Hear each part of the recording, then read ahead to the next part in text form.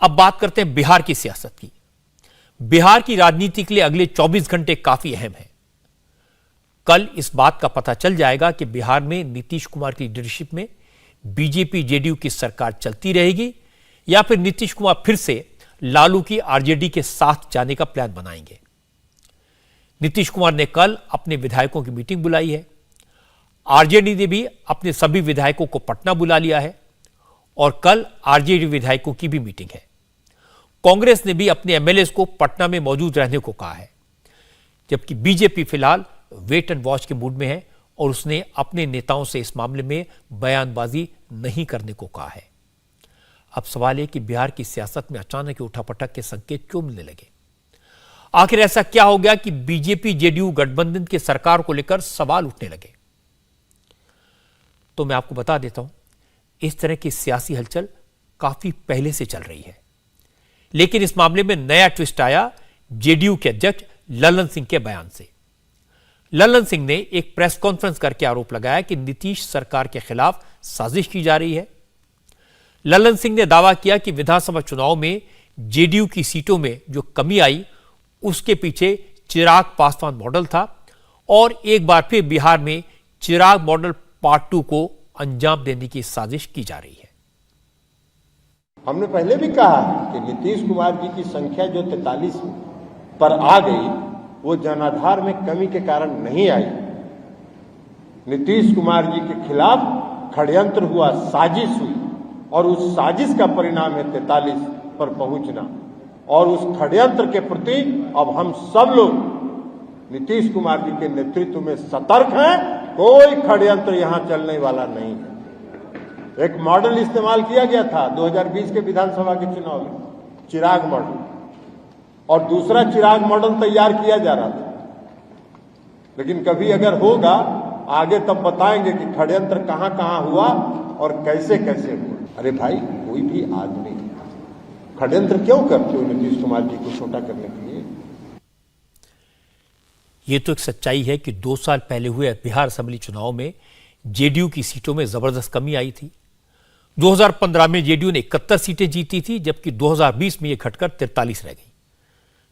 अब इसकी वजह से नीतीश कुमार के जनाधार में कमी आई या फिर जैसा ललन सिंह कह रहे हैं कि इसके लिए चिराग पासवान जिम्मेदार हैं, चिराग मॉडल जिम्मेदार है। यह राजनीतिक विश्लेषण का मुद्दा है, लेकिन सवाल यह कि आखिर जेडीयू को 2 साल बाद यह बात क्यों याद आई कि उसकी सीटें कम करने की साजिश की गई। ललन सिंह ने किसी का नाम तो नहीं लिया, लेकिन उनका इशारा साफ साफ बीजेपी की तरफ था।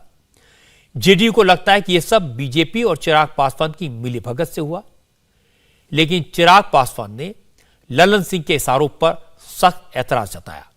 चिराग पासवान ने नीतीश कुमार और ललन सिंह को चैलेंज किया, कहा वो साफ साफ नाम लेकर बताएं कि चिराग मॉडल 1 और चिराग मॉडल 2 को कौन अंजाम दे रहा है। किस बात का डर है? आप बताइए ना, किसने चिराग मॉडल तैयार किया? चिराग मॉडल पार्ट 2 कौन तैयार कर रहा था? भाई, ये बात मुख्यमंत्री जी समझे नहीं समझे, बिहार की जनता भली भांति जानती है कि चिराग अगर किसी का मॉडल है तो रामविलास पासवान का। चिराग अगर किसी की सोच को लेकर आगे बढ़ रहा है तो वो मेरे नेता, मेरे पिता स्वर्गीय रामविलास पासवान जी की सोच को। नीतीश कुमार और चिराग पासवान का झगड़ा काफी पुराना है, लेकिन बिहार की सियासत में जो अचानक बदलाव होता दिखाई दे रहा है उसकी वजह है आरसीपी सिंह यानी रामचंद्र प्रसाद सिंह। एक जमाने में नीतीश कुमार के बहुत करीबी हुआ करते थे। आरसीपी सिंह और नीतीश कुमार के बीच में इन दिनों तकरार चल रही है। जब आरसीपी सिंह और नीतीश कुमार की नजदीकियां थी तो नीतीश ने उन्हें जेडीयू का राष्ट्रीय अध्यक्ष बना दिया था, राज्यसभा में भेजा था। आरसीपी सिंह करीब 1 साल थे, यानी जुलाई 2021 से जुलाई 2022 तक मोदी सरकार में मंत्री थे। लेकिन पिछले महीने नीतीश ने आरसीपी सिंह को राज्यसभा का 3rd टर्म देने से इनकार कर दिया। तो पहले उनका मंत्री पद गया, फिर पार्लियामेंट की मेंबरशिप चली गई और नीतीश कुमार के इशारे पर उनके कुछ करीबी नेताओं ने आरसीपी सिंह के करप्शन पर आरोप लगाए और अपने खिलाफ करप्शन के आरोपों से नाराज होकर आरसीपी सिंह ने जेडीयू से इस्तीफा दे दिया और यह भी कह दिया कि नीतीश कुमार प्रधानमंत्री बनने का ख्वाब देख रहे हैं, लेकिन उनका यह सपना 7 जन्म में भी पूरा नहीं होगा। उन्होंने नीतीश कुमार की जेडीयू को डूबता जहाज कहा। इस पर जेडीयू की तरफ से पलटवार हुआ। जेडीयू के प्रेसिडेंट ललन सिंह ने कहा कि आरसीपी सिंह ने पार्टी में रहते हुए भी बीजेपी के लिए काम किया। पर जनता दल के नेता वो हुए 2010 में, जब उनकी इच्छा थी और मुख्यमंत्री को उन्होंने इच्छा प्रकट की। 2009 में लोकसभा का टिकट मांग रहे थे, नीतीश कुमार जी ने अस्वीकार कर दिया। 2010 में उनकी इच्छा थी, मुख्यमंत्री जी ने उनको राज्यसभा भेज दिया। तो 1998 से तो कर्मचारी थे, इसको कौन चीज सुना रहे हैं? 3 दर्जन कर्मचारी होते हैं रेल मंत्री के, उसमें एक वो भी थे। उन्होंने खुद से कहा है कि अमित शाह जी से उनकी बातचीत हुई। अमित शाह जी ने उनको कहा कि आप ही के नाम पर सहमति है। अरे भाई, भारतीय जनता पार्टी तय करेगा कि जदयू का कौन मंत्री होगा? तो अगर जदयू का मंत्री भारतीय जनता पार्टी तय कर रहा था तो ये तो मालूम है ना कि आप क्या कर रहे थे। इसका मतलब जो आप लोग आरोप लगा रहे थे कि वो हमने जो बात कही थी वो सच साबित हुई और मुख्यमंत्री जी को उन्होंने खुद कहा, उन्होंने सूचना दिया। मुख्यमंत्री जी ने कहा कि जाइए बनिए, तो जाके मुख्यमंत्री ने कहा कि जब हो ही गया तो जाके बनिए, तो बन गए। आरसीपी सिंह पर करप्शन का आरोप लगाने वालों में उपेंद्र कुशवाहा भी शामिल हैं। जेडीयू संसदीय बोर्ड के प्रेसिडेंट उपेंद्र कुशवाहा ने आरसीपी सिंह को एहसान फरामोश कहा। कुशवाहा के मुताबिक जिस नीतीश कुमार ने आरसीपी सिंह को इतनी पॉलिटिकल पावर दी, उन्हीं नीतीश कुमार के खिलाफ आरसीपी सिंह जैसी बयानबाजी कर रहे हैं, वो गलत है। उपेंद्र कुशवाहा ने तो यह भी कहा कि नीतीश कुमार पीएम मटीरियल हैं। इस वक्त देश में जो गिने चुने नेता हैं उनमें नीतीश कुमार शामिल हैं। उपेंद्र कुशवाहा ने बीजेपी अध्यक्ष जेपी नड्डा के उस बयान पर भी सवाल उठाए जिसमें नड्डा ने कहा था कि अगर बीजेपी अपनी विचारधारा पर कायम रहती है तो कुछ साल के बाद रीजनल पार्टीज खत्म हो जाएंगी। आज की तारीख में एनडीए में प्रधानमंत्री हैं नरेंद्र मोदी जी, लेकिन व्यक्तित्व के रूप में या एक पर्सनालिटी जो देश भर के स्तर पे देखा जा रहा है, उसके आधार पे यदि आकलन किया जाए तो नीतीश कुमार जी प्रधानमंत्री बनने के हर तरह से योग्य हैं। अब उस व्यक्ति के बारे में यह कहना ठीक है कि राजनीतिक परिस्थिति के हिसाब से चीज़ें होती हैं, तो आज हम कोई दावेदारी नहीं कर रहे हैं, लेकिन नीतीश कुमार जी प्रधानमंत्री बनने की हर तरह की योग्यता रखते हैं। उस व्यक्ति के बारे में इस तरह का कहना कि 7 जन्म में नहीं बन सकते हैं, सीधे तौर पे बहुत ही ऑब्जेक्शनेबल बयान है और उनका जो मानसिक दिवालियापन है उसको दर्शाता है। कोई एक पार्टी देश भर का ठेका लेकर चलती है क्या? अब कोई एक पार्टी डेमोक्रेसी का ठेका जैसे ले लिया हो। अब इस तरह से कोई कहे कि सब पार्टी खत्म हो जाएगी, हम ही रह जाएंगे, तो ये तो विचित्र बात है। 40-45 साल भाजपा का है, कहीं कुछ नहीं बचेगा। अरे भैया, तब उनके कहने से थोड़े देश चलता है, उनके कहने से देश नहीं चलता है। ललन सिंह, उपेंद्र कुशवाहा, जेडीयू के कई नेता आरसीपी सिंह को बीजेपी का एजेंट बता रहे हैं। अब यह समझने की जरूरत है कि आरसीपी सिंह ने आखिर ऐसा क्या था कि वो नीतीश कुमार के इतने करीबी हो गए थे कि उन्हें जेडीयू का नेशनल प्रेसिडेंट बना गया था, और अब ऐसा क्या हो गया कि उन्हें पार्टी से बाहर जाने का रास्ता दिखा दिया गया। थोड़ी बैकग्राउंड समझ लीजिए। राजनीति में आने से पहले आरसीपी सिंह एडमिनिस्ट्रेटिव सर्विस में थे। पहले वो आईआरएस बने, फिर आईएएस क्लियर किया। जब अटल बिहारी वाजपेयी की सरकार में नीतीश कुमार रेलवे मिनिस्टर थे तो आरसीपी सिंह उनके प्राइवेट सेक्रेटरी थे, काफी पावरफुल थे।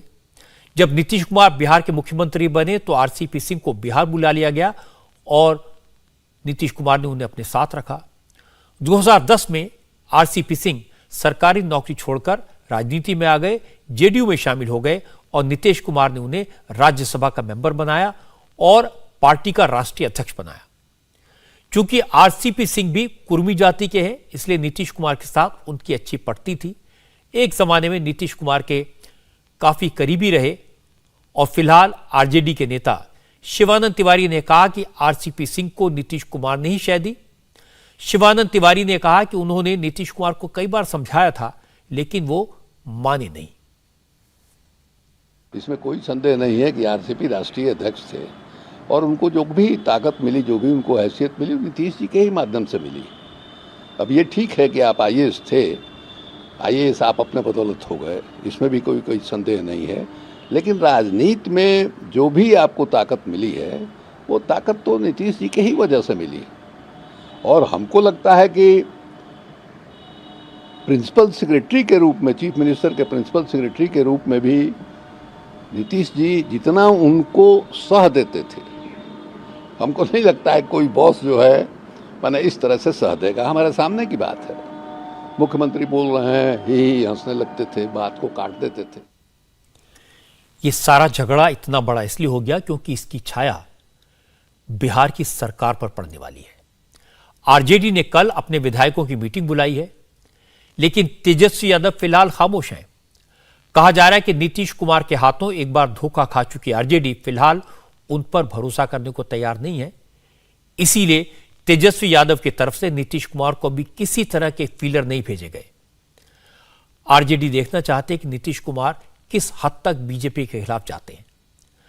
आरजेडी फिलहाल सरकार बनाने के लिए डेस्परेट नहीं दिखना चाहती, हालांकि वो डेस्परेट है। आरजेडी की कोशिश है कि अगर कल नीतीश कुमार के साथ सत्ता की सौदेबाजी की नौबत आए तो बार्गेनिंग पावर उसके हाथ में रहे। अगर बिहार विधानसभा के मौजूदा गणित को देखें तो ऑल इंडिया एमआईएम के 4 विधायकों के शामिल होने के बाद आरजेडी विधानसभा में सबसे बड़ी पार्टी है। आरजेडी के राज्यसभा के एमपी मनोज कुमार झा कह रहे हैं कि अगर बिहार में पॉलिटिकल इंस्टेबिलिटी होती है तो उनकी पार्टी चुप नहीं बैठेगी। बिहार की भलाई के लिए जो सही होगा वो किया जाएगा। बिहार में सिंगल लार्जेस्ट पार्टी हम हैं। नेता प्रतिपक्ष तेजस्वी जी और महागठबंधन दल के अन्य नेता और प्री पोल भी हम सबसे बड़े अलायंस पार्टी हैं। तो जाहिर तौर पर हम चुपचाप हाथ पे हाथ धरे बिहार के में अस्थिरता के ये तत्व तो देख नहीं सकते। तो फिर आपकी क्या भूमिका होगी, आप क्या करेंगे? जो बिहार के लिए सबसे बेहतर विकल्प होगा वही होगा।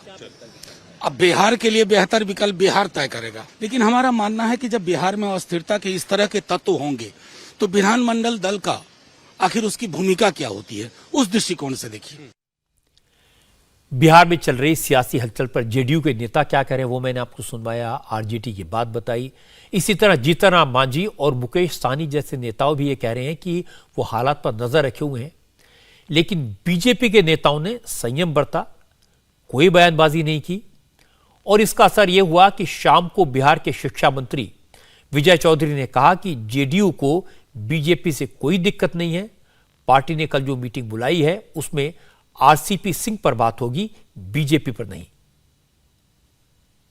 एनडीए में अभी कुछ गड़बड़ नहीं है और एनडीए में आपसी समझदारी, सहमति सब बरकरार है।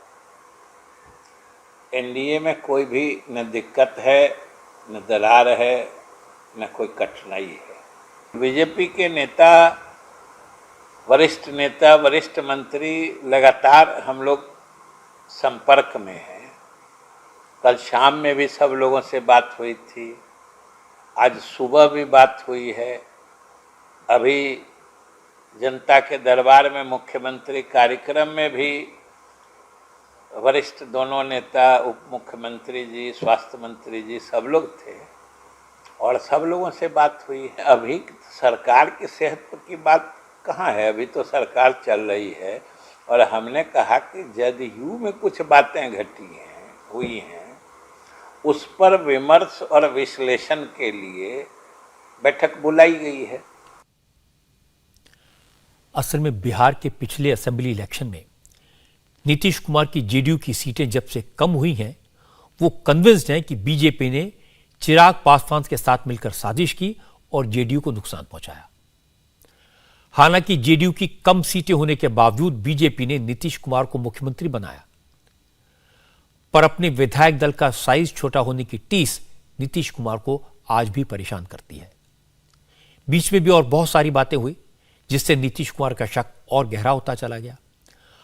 अब नीतीश कुमार को यह समझाया गया है कि जैसे महाराष्ट्र में एकनाथ शिंदे को खड़ा करके बीजेपी ने उद्धव ठाकरे की सरकार गिरा दी, उसी तरह बिहार में आरसीपी सिंह को खड़ा करके नीतीश कुमार की सरकार का वही हाल किया जा सकता है।